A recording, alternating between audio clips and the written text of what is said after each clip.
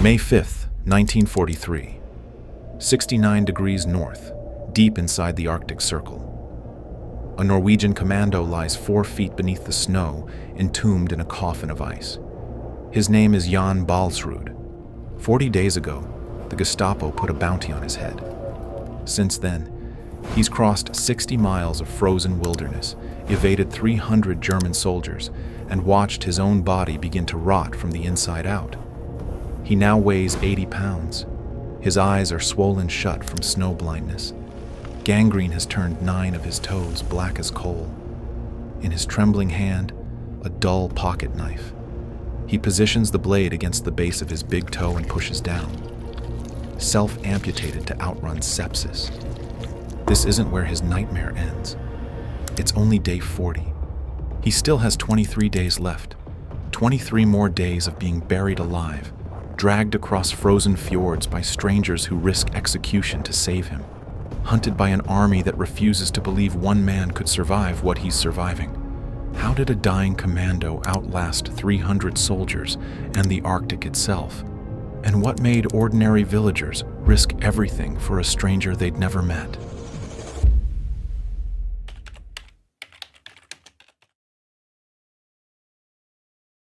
March 29th, 1943.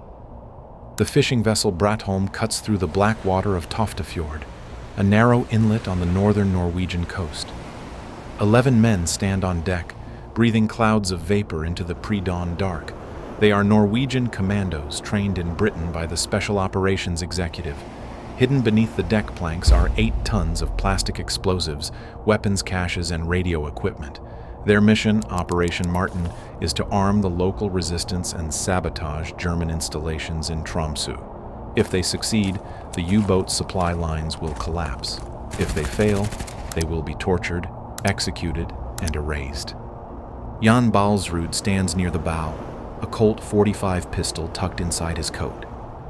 2 nights ago, their navigation went wrong.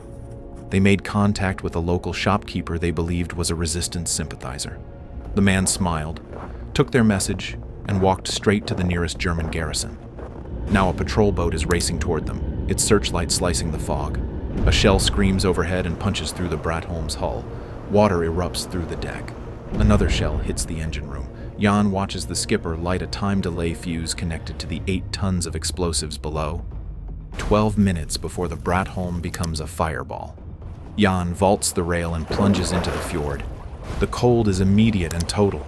Arctic seawater seizes his muscles like iron clamps. His heavy sea boots fill instantly, dragging him down. He kicks, claws, fights toward the surface. His lungs burn. His limbs are already going numb. He breaks through the water and gasps, lungs heaving, just as the Bratholm detonates behind him. The blast lifts him out of the water and slams him back down. Shrapnel hisses past his head. Burning debris rains across the fjord. When he surfaces again, the patrol boat's spotlight is sweeping the wreckage, hunting for survivors. John strikes out for the rocky shore, every stroke a battle against the cold, stealing heat from his core. 50 yards, 30, 10.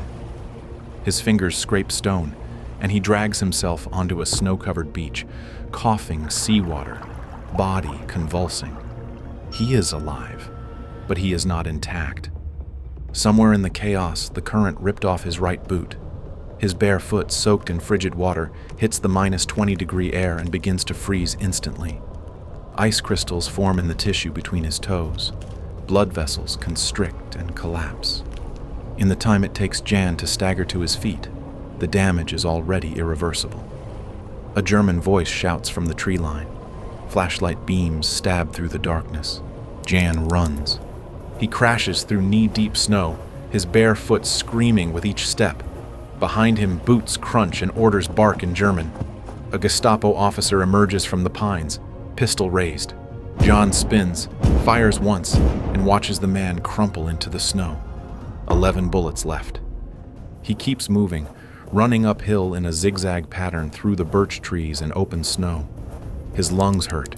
His heart beats hard against his chest. The shouts behind him get quieter, disappearing into the distance and wind. At the crest of a ridge, he collapses behind a fallen log and listens.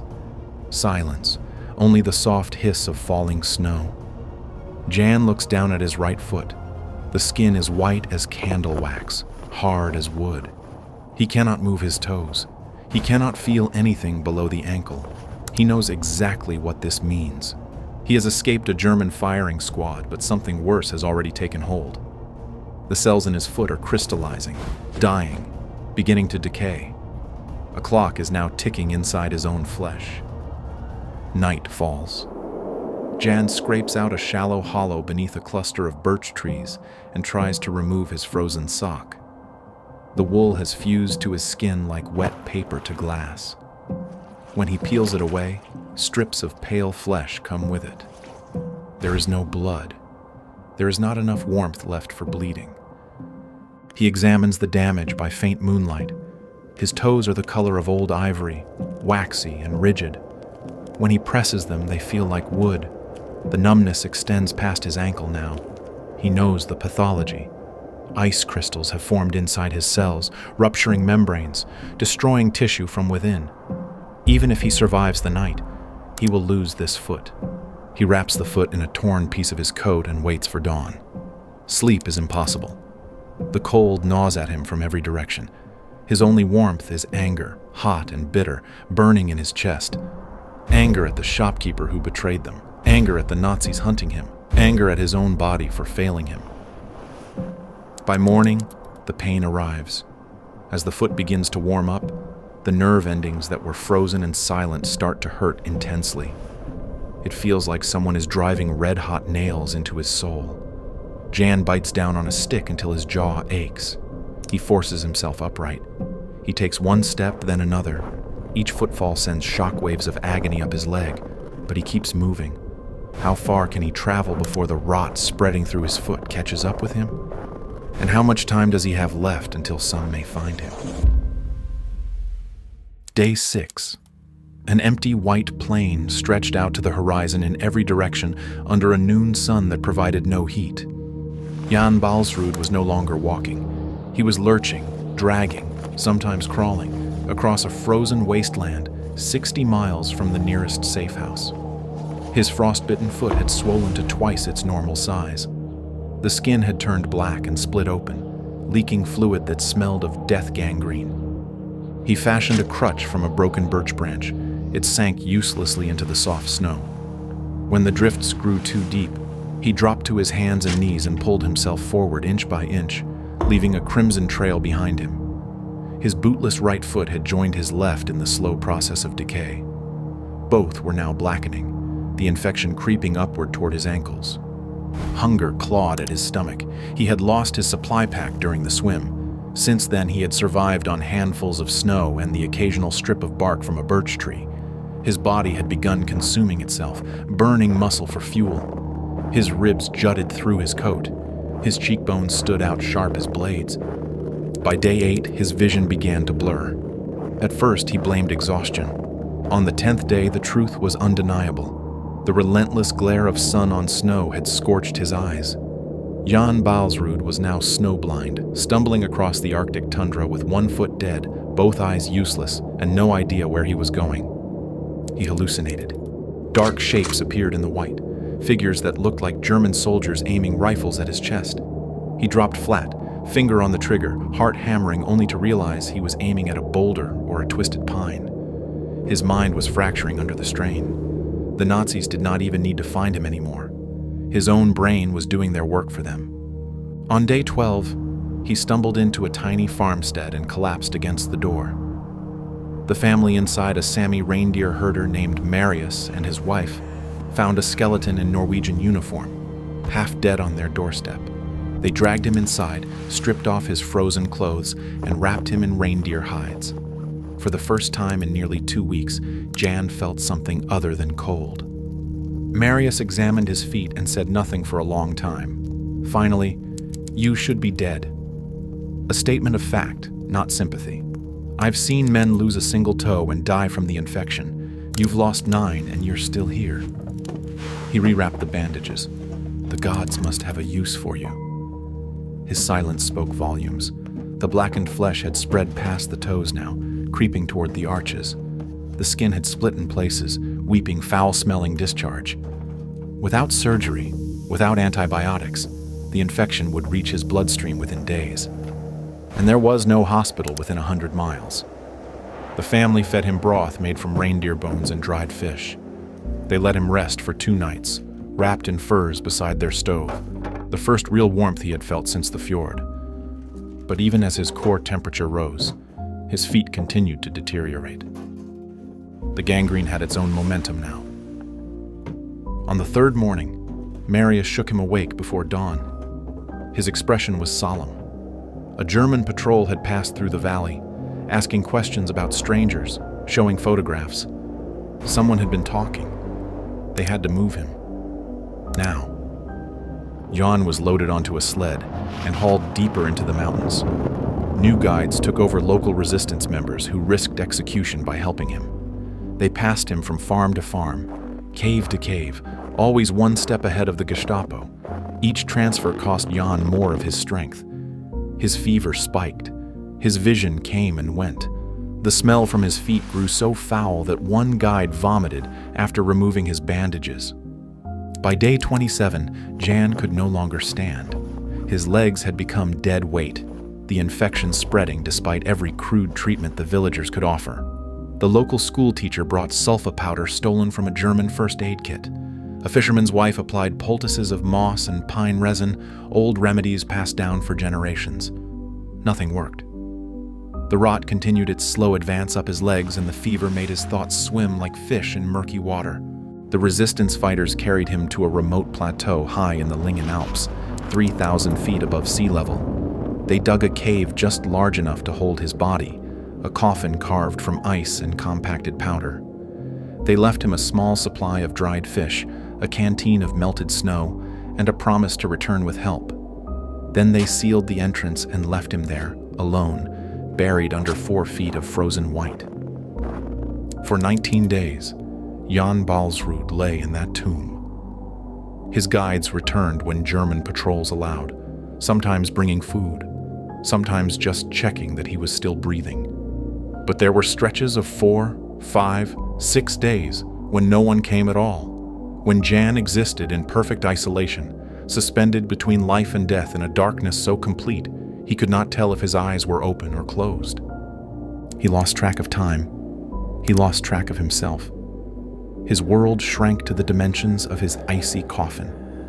It was 6 feet long, 3 feet wide, and absolute and overwhelming blackness pressing in from every direction. The cold seeped into his bones until he could not remember what warmth felt like. His body stopped shivering, a dangerous sign conserving energy it no longer had to spare. He talked to himself to stay sane. He recited poems he memorized as a child, verses by Henrik Ibsen and Bjørnstjerne Bjørnson, the words tumbling from cracked lips into the frozen air. He replayed conversations with his family, his fellow commandos, anyone he had ever loved. When the hallucinations returned, he no longer bothered to reach for his pistol. The figures standing in the snow were not Germans. They were ghosts, memories, fragments of a mind slowly unraveling. One night, somewhere in the endless procession of identical hours, the despair became unbearable. He could not feel his legs at all now. He could not remember the last time he saw sunlight or heard a human voice. John pressed the barrel of his Colt, .45, beneath his chin. The steel was cold against his throat. One bullet, a clean exit from the nightmare. His finger found the trigger. He thought of the Sami family who risked everything to help him. He thought of his mother, alone in Oslo, not knowing whether her son was alive or dead. The firing pin snapped against a frozen chamber. Silence. No explosion, no oblivion, just a dry metallic click that echoed in the tiny space like a cruel joke. For a long moment, Jan did not move. Then a laugh escaped his cracked lips, thin and ragged, and halfway to a sob. The pistol mechanism had frozen solid. Even death would not have him. He lowered the gun and let it fall into the snow beside him. Something shifted in his chest, a weight lifting, a door closing. The Arctic would not let him die. Not yet. If the cold wanted to keep him, it would have to work for every breath he took. What keeps a man alive when his body is rotting, his mind is breaking, and even his own gun refuses to end his suffering? And what price will he have to pay to see the other side of this nightmare? By day 46. The blizzard that has buried Jan for nearly 3 weeks finally breaks. Pale light filters through cracks in the snow above him. Muffled voices penetrate the silence, growing louder, urgent. Then the roof of his cave collapses inward and strong hands reach down to pull him from his grave. 2 resistance guides stand over him, faces pale. They came expecting to retrieve a corpse. What they find is worse. Jan Baalsrud is alive but barely recognizable. His face is skeletal, his eyes glassy with fever, his body so wasted that his hip bones jut through his trousers.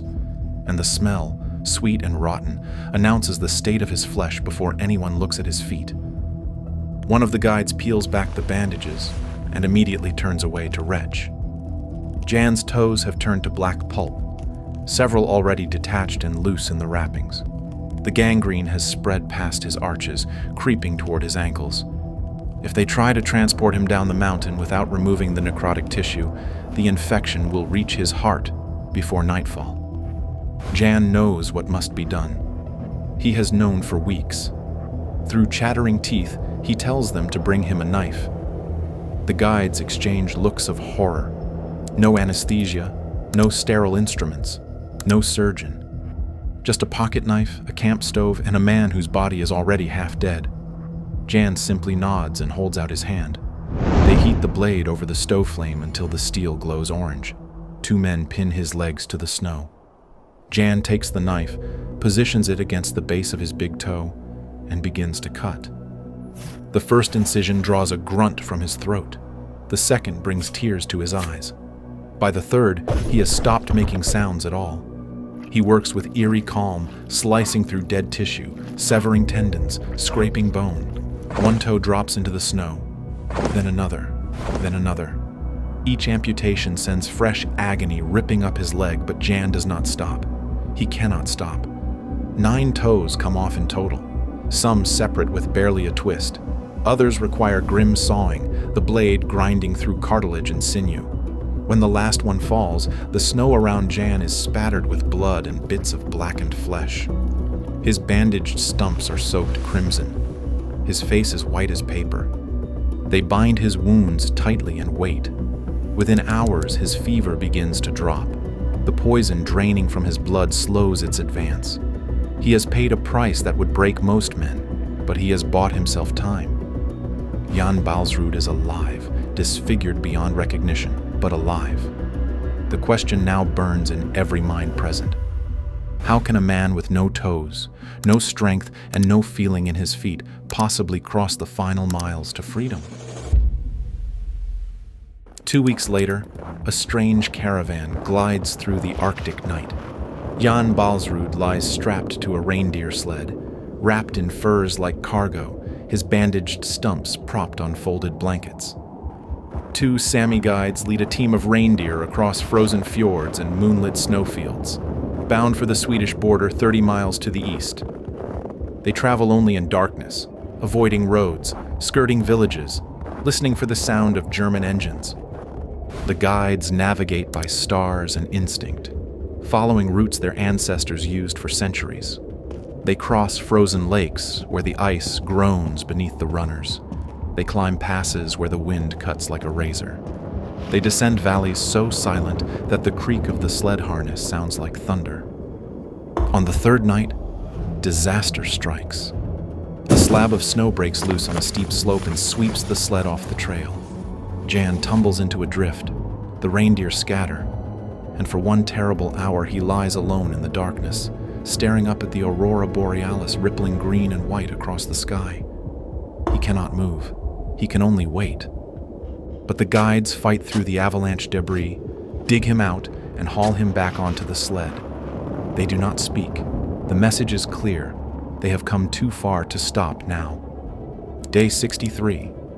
Just before dawn, they crest a final ridge and see it below. The border marker, a simple post painted yellow and blue, standing in a clearing between 2 stands of pine. Sweden. Neutral ground finally. Safety. A shout echoes across the snow. Jan twists on the sled and sees them, 6 German soldiers on skis, emerging from the tree line 200 yards back. They must have picked up the trail during the night. Now they are racing downhill, rifles raised, closing fast. The guides crack their whips. The reindeer bolt forward, hooves churning powder. The sled lurches, nearly throwing Jan into the snow. He grips the rails with frozen fingers and holds on as the world blurs past. A bullet whines overhead. Another kicks up snow to his left. The border post rushes toward him, growing larger with every heartbeat. The sled crosses into Sweden, just as the first German soldier reaches the clearing. He skids to a stop at the invisible line, unwilling to cross into neutral territory and spark an international incident. His comrades join him, 6 silhouettes against the gray dawn, rifles lowered, faces twisted with fury. John lifts his head and meets their eyes. For a long moment, no one moves. Then the sled pulls away, and the Germans shrink into the distance, swallowed by the trees. He is out. After 63 days of nightmare, Jan Baalsrud is out. Hours later, he wakes in a hospital bed in Boden, Sweden, warm sheets against his skin, the smell of antiseptic sharp in his nostrils. A doctor leans over him, eyes wide with disbelief. By now, Jan weighs 79 pounds. He has lost 9 toes, most of the vision in his left eye, and nearly half his body mass. The physician examines his bandaged stumps and asks the obvious question: who performed the amputation? Jan's cracked lips curl into a faint smile. I did it. Word of his ordeal spreads through the hospital, then through the Swedish press, then across the Allied world. They call him the Miracle Man, the ghost of Lingen, the soldier who carved himself free from the jaws of death. Newspapers print his photograph, gaunt and hollow-eyed, alongside accounts of his self-surgery that readers struggle to believe. Jan does not feel like a miracle. He feels like a man who was too stubborn to die. Recovery takes 11 months. He relearns to walk on prosthetic supports fitted to his mutilated feet, a process of frustration and pain that tests his patience as severely as the Arctic ever did. He regains partial vision, though his left eye will never fully recover from the snow blindness. He rebuilds the muscle mass he burned for fuel until he no longer looks like a walking skeleton. Within a year, he is back in Britain, training other Norwegian commandos at the Special Operations Executive Facility in Scotland. He teaches them everything he learned in those 63 days: how to recognize the first signs of frostbite, how to navigate without landmarks, how to ration body heat like currency, and how to keep moving when every cell screams at you to stop. 45 years later, an old man walks with a cane through the Norwegian mountains. His gait is distinctive. Anyone who knows him can see he's missing toes. Jan Baalsrud has returned to Lingen, to the plateau where he was buried alive, to the farmsteads where strangers saved his life. He lays a wreath in the snow, not for himself, for the 11 men who died on the Brattholm, for the villagers executed for helping him, for the Sami guides who disappeared into history. When asked how he survived, John always gives the same answer. I didn't survive. They saved me, over and over and over. I just refused to make their sacrifices meaningless. That's the real story. Not that one man survived the impossible, but dozens of ordinary people chose, again and again, to risk everything for a stranger. Jan Baalsrud lived because people are capable of extraordinary courage when it matters most. He died December 30th, 1988. By then, he'd spent 45 years making sure no one forgot the names of the people who should have been the heroes of this story. 63 days in the Arctic, 300 Nazi soldiers hunting one man, 9 toes amputated by his own hand, 80 pounds when he should have been dead. You know the numbers. But numbers don't tell you what it feels like when your gun freezes and even suicide becomes impossible. When strangers risk their families to hide you. When you cross an invisible line in the snow, and suddenly you're safe. And the soldiers who've hunted you for 2 months can only stand there and watch you disappear. The complete emotional journey, the psychological breaking points, the moments of grace, the final desperate race to freedom, is in the full documentary, the man who survived the most hellish trek in history. This was the math. Now see the story. Click here.